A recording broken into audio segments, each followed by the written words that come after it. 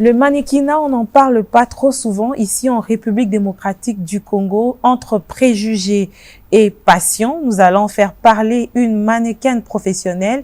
Il s'agit de Mpindipeku Vanishu. Elle est mannequin ici à Kinshasa. Bienvenue à vous. Merci, madame. L'histoire entre vous et les mannequinats date de quand? Depuis 2015, en tout cas. 2015. 2015. Et comment ça a commencé? Eh ben, faut dire que je suis née dans une famille où ils savent encourager les autres. C'est depuis que j'étais toute petite. Je rêvais de ça, en fait. Et j'avais une tante, elle est décédée, paix à son âme. Elle m'encourageait, elle me disait, tu dois être mannequin. Tu dois être mannequin et tout et tout. Et une fois, il y a une amie à moi m'a intéressée à devenir mannequin. Elle a dit, mais écoute, chez Visco, on recrute les mannequins.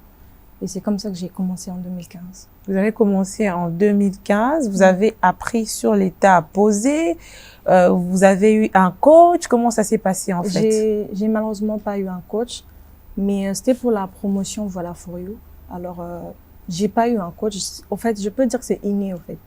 J'ai pas eu un coach en tout cas. C'est comme ça que j'ai appris de soi. Et quels sont les atouts que Vanishu présentait à l'époque pour qu'elle puisse séduire Visco Congo? Mon regard et mon sourire. Et je pose bien en tout cas. Quels sont les critères en fait pour devenir mannequin? Pour devenir mannequin, il faut d'abord savoir ce que tu es, qui tu es, pardon, ce que tu vaux et si tu aimes vraiment la chose. Parce que plusieurs d'entre nous dans la génération d'aujourd'hui, on va dire que je veux devenir mannequin parce que Vanishu est devenu mannequin. Il faut savoir, il faut aimer la chose. Il faut d'abord aimer, il faut avoir la passion d'être mannequin. Et puis voilà, et puis je crois qu'on pouvez commencer. Et vous, à l'époque, quand vous avez commencé, c'est vrai que votre famille vous encourageait, mais l'entourage, c'est pas forcément la même attitude qu'elle dégage. Est-ce que, comment vous êtes en sortie au finish pour tenir et rester mannequin jusqu'à ce jour dans un milieu où on vous accepte pas forcément? Ben, je savais ce que je voulais faire. J'avais un choix. La vie est faite d'un choix, comme on dit toujours. Alors, je voulais pas suivre ses conseils parce que je me rappelle, il y a un ami qui me dit, mais vous le mannequin, vous êtes pas sérieux. J'ai dit, mais moi, je suis sérieuse et je sais qui je suis, je sais ce que je veux. Ben voilà, c'est comme ça, en fait.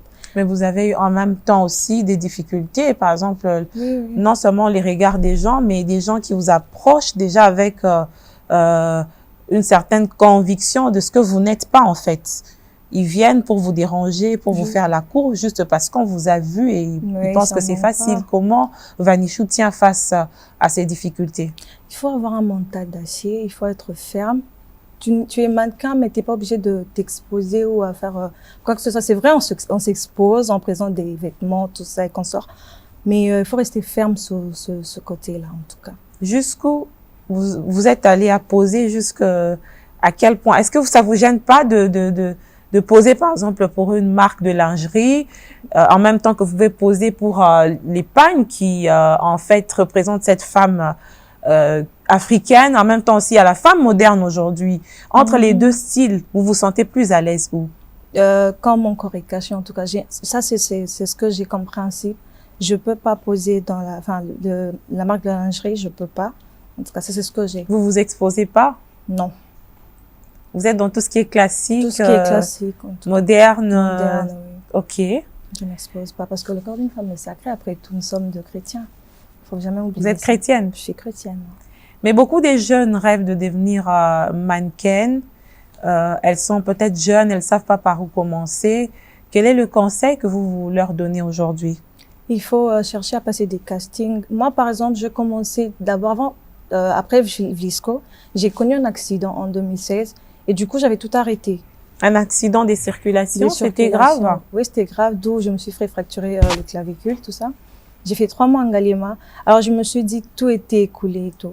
Et après, j'ai commencé à travailler avec des photographes. Donc, si une personne peut devenir mannequin, enfin, un homme peut devenir mannequin, enfin, vice-versa et tout, alors elle peut commencer par exemple à travailler avec un photographe professionnel, des photographes professionnels et tout, et après, on verra après.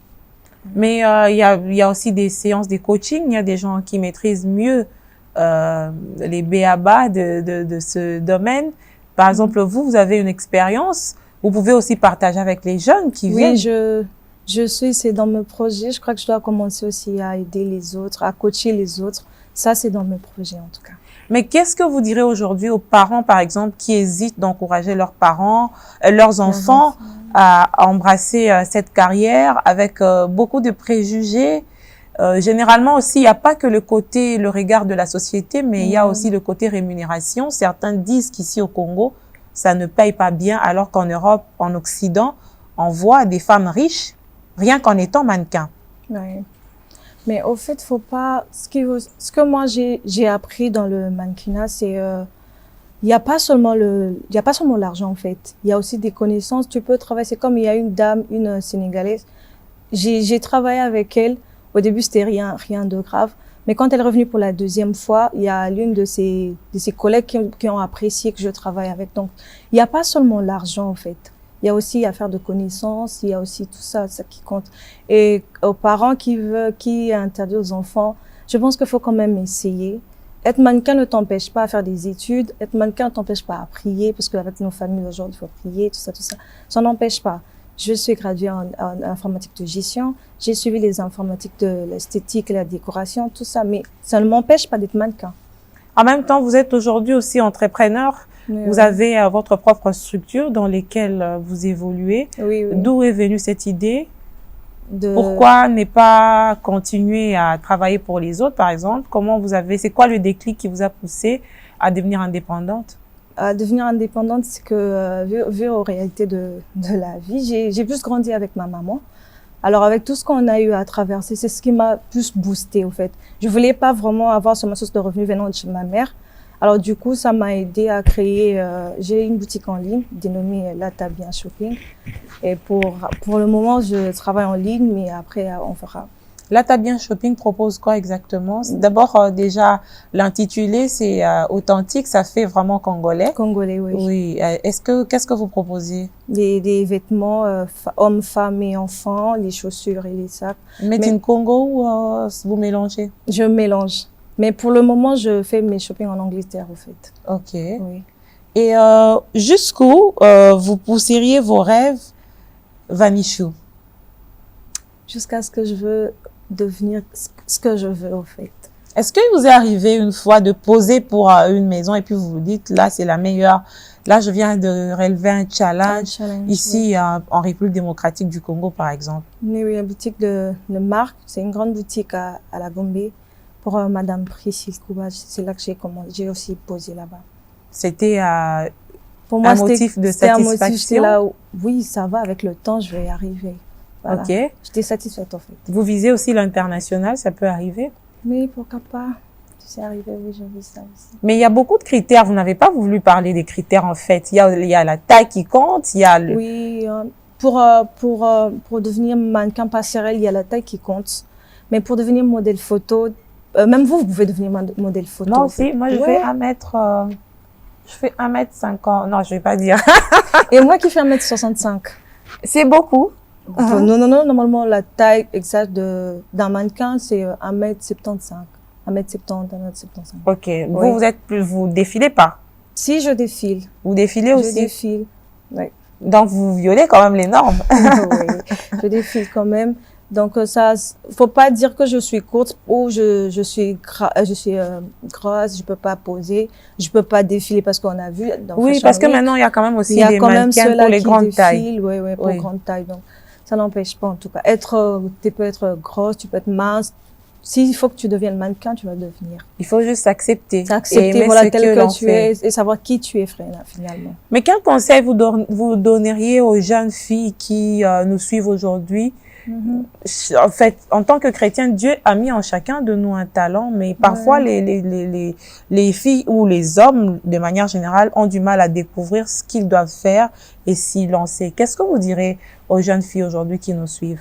On va aller dans le thème de la religion. Il faut consulter la volonté de Dieu. Elle compte aussi pour nous. Vous parlez en tant que chrétienne? Oui. Il faut consulter la volonté de Dieu. Il faut... Moi, je me dis toujours, dans la vie, il faut regarder les autres pour te surpasser, pas pour surpasser l'autre. Sinon, tu risques de faire du n'importe quoi. Donc, regarde, par exemple, tu regardes, Vanichou a fait tel endroit. Ah, moi, de ce côté, je dois faire autre chose pour me surpasser. C'est comme ça, au fait. Et est-ce qu'il vous est arrivé de pleurer parce que vous avez eu des coups par rapport à l'exercice de votre métier? ou des coups aussi parce que vous n'êtes que une simple femme, les faits d'être femme, on vous a pas accepté à un endroit où on vous a maltraité. Si, c'était le samedi passé. C'était vraiment un C'est choc pour récent? moi. C'est récent, oui. C'était vraiment un grand choc pour moi. Qu'est-ce qui s'est passé? Je devais défiler pour une marque d'une dame. J'étais d'abord arrivée en retard pour les embouteillages. Et il y avait je sais pas, son assistante, elle avait ramené ses filles. Alors la dame, elle voulait que moi je travaille aussi. Mais l'assistante, elle mettait les barrières et tout. Alors à chaque fois que j'ai défilé avec les autres, elle était là en train de me décourager. Et du coup, après, j'ai vu, quand je suis rentrée chez moi, on m'a retirée du groupe. Et c'était carrément un message que je pouvais plus défiler, ouais. Ah, c'était quand même un coup pour vous. Oui, c'était une première fois pour moi que Et puis après, qu'est-ce qui vous a relevé? Qu'est-ce qui vous a remotivé? Mais la vie continue. Ça ne veut pas dire si là-bas ça a pas marché, de l'autre côté ça va pas marcher non plus. Il faut continuer, il faut toujours avancer, en fait. Ok. Vanichou, on est femme, on est jeune fille. Aujourd'hui, le digital joue beaucoup sur tout ce que nous faisons. Est-ce que vous aussi, vous utilisez tout ce qu'il y a comme gadget, tout ce qu'il y a comme secteur numérique, les e-market? C'est vrai que vous êtes dans la boutique en ligne, mais par rapport à vous-même aussi, ça a un apport positif ou aussi négatif? Les réseaux sociaux aujourd'hui, comment vous l'utilisez? Ben, moi, en tout cas, jusque-là, c'est un apport positif, en tout cas, de mon côté jusque-là. C'est plus avec les photographes, les publicités. C'est comme là, je suis mannequin dans une télé-réalité dénommée Tomeka Paid. Ça apporte quand même. Tomeka, c'est congolais? C'est congolais, oui. Une télé-réalité? Une télé-réalité. Un concours de maquillage sous forme d'une télé-réalité. Ok, ça passe déjà à la télé? Nous avons clôturé le truc là. Le tournage? Non, nous avons clôturé les inscriptions. Ok. Et oui, on va commencer au mois de décembre.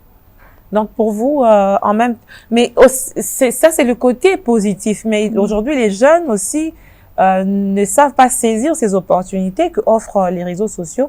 Ils sont plus dans la banalité, dans ce qu'il y a de mauvais dans les réseaux sociaux. Oui, c'est un constat. Ça c'est pas faux. Mais c'est on revient toujours dans ce que je suis en train de dire depuis le début. Il faut savoir ce que tu veux réellement. Parce qu'aujourd'hui, nous voyons dans des réseaux sociaux, les filles, surtout sur Instagram, les filles s'exposent on voit excusez-moi, des nudes un peu partout. Les filles s'exposent. Certaines personnes se disent, ouais, pour que j'atteigne tel like, il faut que je m'expose. Oh, c'est pas ça. On peut s'habiller décemment et avoir des likes. On peut s'habiller bien et avoir de likes. On n'a pas besoin de s'exposer. Il y a plusieurs manières d'utiliser les réseaux sociaux. Ok. Il n'y a pas seulement à s'exposer, il n'y a pas seulement à montrer ses nudes de part et d'autre. Et à part le mannequinat, à part l'entrepreneuriat, est-ce que le fait que vous ayez fait l'esthétique, ça apporte une valeur ajoutée dans ce que vous faites? Vous vous maquillez vous-même, vous arrangez tout ce qui est de vous-même. Oui, vous le faites aussi pour les autres? Jusque-là, je travaille avec ma famille, le membre de ma famille, les copines et tout. On peut dire ça, oui. Mais aussi, la grande difficulté dans votre domaine, c'est que parfois les marques n'aiment pas solliciter vos services. Pourquoi ici en RDC? Généralement, les gens aiment se débrouiller sans recourir au professionnalisme de ceux qui peuvent bien poser et vendre leurs produits. Bon, ça, c'est un constat que moi j'ai fait. Ceux qui n'aiment pas faire ça, c'est parce qu'ils sont un peu, ils se font des idées, au fait. Se disent, par exemple, si je propose un Vanichou, par exemple, parce que Nichou, c'est mon sobriquet. Si je propose un Nichou, il va me juger par rapport à mon apparence. Ah, telle personne peut me demander autant. Or, tout se passe par dialogue. En fait, il faut toujours dialoguer. Et plusieurs personnes ne dialoguent pas. Vous n'êtes pas cher? Non, je suis pas chère, en tout cas. Ah, ça, c'est vous qui le dites. Non, mais ça dépend aussi de quoi, de quelle marque, ça dépend. Si je vais donner un exemple. Quand je travaille avec la dame, la sénégalaise, ça dépend, c'est une affaire de 20 minutes. Vous avez posé pour elle, pour le Sénégal, oui, ou pour des produits qu'elle vendrait ici? Pour le produit du Sénégal, mais ici. Ok. Oui, c'était juste quelque chose de 20 minutes, un briefing de 20 minutes seulement. Alors, tout ça là, c'est par heure, on paye par heure, tout ça. Donc voilà. Et après, ça m'a aidé parce que ça m'a apporté d'autres marchés. Oui, voilà. Alors, il faut être ouverte. Il faut aussi aller vers ces boutiques-là et vendre vos services. Est-ce que vous le faites? Jusque-là, non, mais j'ai pensé à ça. Je dois le faire. Ok. Oui. Quel est votre souhait aujourd'hui pour la jeunesse congolaise en tant que jeune, pour la jeune fille surtout? Surtout. Moi, de mon côté, si Dieu m'aide, je veux créer une sorte de formation, surtout pour les jeunes filles, comment devenir autonome. Parce que j'ai cette boutique en ligne. Il y a parfois, tu vas vendre à une fille de mon âge peut-être, elle va te dire, j'attends que B me donne de l'argent, j'attends que tel me donne de l'argent. Oh, Oui, c'est fréquent. Et puis, c'est quand tu fréquent, regardes tel, oui. peut-être c'est un papa ou un homme marié. Voilà, là, Mais qui en dépend, ouais, c'est voilà, encore très grave. Ben, je pense que dans la vie, il faut commencer petit. Moi, aujourd'hui, pour devenir où je suis, parce que j'ai accepté de commencer petit. Je me rappelle, j'ai commencé avec un somme de $50 seulement.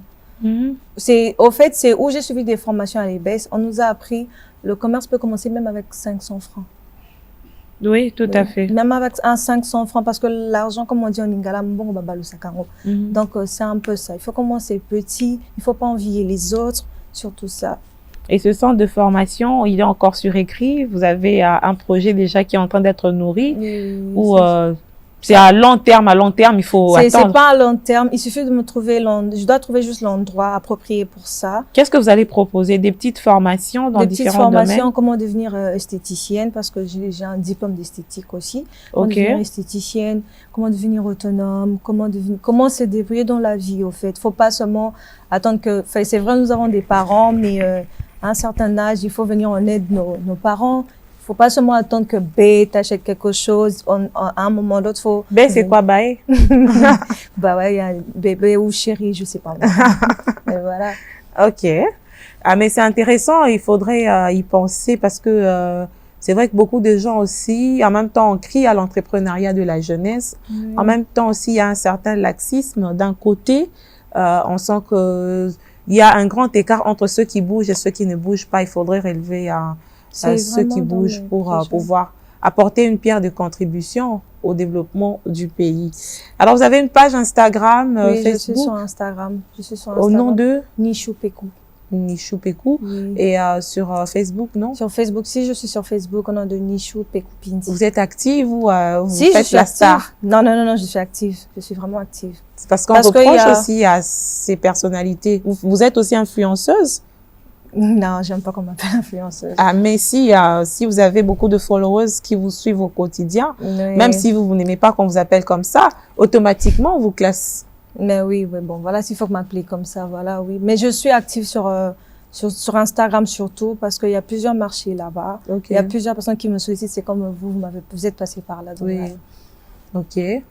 Alors, on a fini l'émission. Que diriez-vous à ceux qui nous ont suivis du début à la fin par rapport à votre travail de mannequin, la valorisation de ce métier, les préjugés auxquels vous êtes confrontés au quotidien? Entre tout ça, votre mot de la fin, en quelques mots. En quelques mots, je veux dire, il faut pas perdre la foi, il faut toujours, faut pas se décourager, il faut résister toujours aux calomnies, aux critiques et tout, garder la tête haute et avancer, surtout ne découragez pas. Vous voulez devenir modèle photo, essayez, vous voulez devenir mannequin passerelle, essayez et vous allez y arriver. Merci, cette émission est finie. C'était pour nous un plaisir de faire parler une mannequin professionnelle. Elle est dans ce domaine depuis près de 6 ans. Elle rêve de pouvoir aussi former les autres jeunes filles, surtout dans un contexte où les regards ne sont pas toujours les mêmes sur cette question, sur cette profession. Alors, il était important pour nous de faire parler Vanichou, qui a donné son point de vue et aussi son expérience.